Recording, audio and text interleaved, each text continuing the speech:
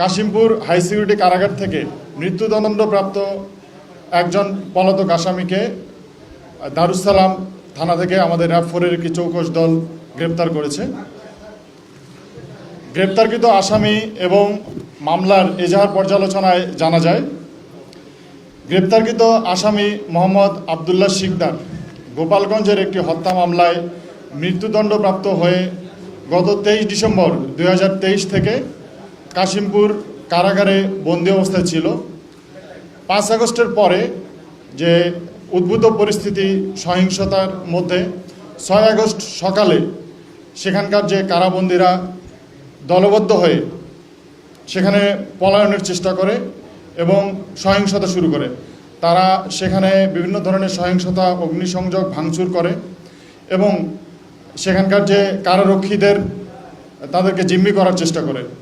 এক পর্যায়ে আমাদের যে গ্রেপ্তারকৃত আসামি আবদুল্লাহ শিকদার এবং অন্যান্য আসামিরা বৈদ্যুতিক পিলার ভেঙে একটি মই তৈরি করে এবং এই মইয়ের সাহায্যে তারা যে কারাগারের সীমানা প্রাচীর টপকে পালিয়ে যায় এবং বিপুল সংখ্যক তার সাথে সহযোগী সহ তারা পালিয়ে যায় এবং এই সংক্রান্তে জেল কর্তৃপক্ষ বাদী হয়ে গাজীপুরের কোনাবাড়ি থানায় একটি মামলা রুজু করে এবং এই মামলা রুজু হওয়ার পরপরই আমাদের র্যাব-4 দীর্ঘদিন থেকে আমরা ছায়া তদন্ত শুরু করি যে এই মামলায় যারা পলাতক আসামি তাদেরকে আইনের আওতায় নিয়ে আসার জন্য।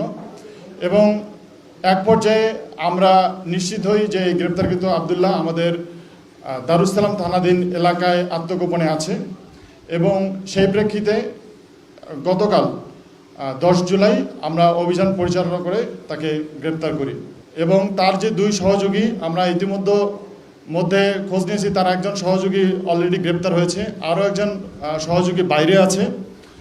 তো সেও আমরা তার খোঁজ পেয়েছি, সে আমাদের রাডারের মধ্যেই আছে। হোপফুলি খুব দ্রুতই তাকেও এবং যে বাকি যে পলাতক আসামিদের তাদেরকে নিয়েও আমরা কাজ করতেছি এবং তাকে গ্রেপ্তারে জিজ্ঞাসাবাদে যেটা জানা যায় যে সে 2021 সালের 7 অক্টোবর গোপালগঞ্জের টুঙ্গিপাড়া থানায় তার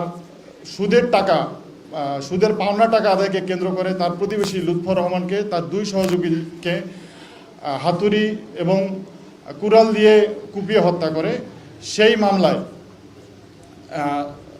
গত 10 অক্টোবর 2021 সে গ্রেপ্তার হয় এবং পরবর্তীতে সেই মামলার রায়ে সেখানকার বিজ্ঞ আদালত তাকে মৃত্যুদণ্ড প্রদান করে এবং পরবর্তীতে 23 ডিসেম্বর 2023 থেকে তাকে কাশিমপুর হাই সিকিউরিটি কারাগারে স্থানান্তর করে এবং সেখান থেকেই সে পরবর্তীতে 6 আগস্ট পলায়ন করে। আমরা গ্রেপ্তারকৃত আসামিকে সংশ্লিষ্ট কোনাবাড়ি থানায় হস্তান্তর করেছি। মামলার যে আয়ও তিনি পরবর্তী আইনগত ব্যবস্থা গ্রহণ করবেন।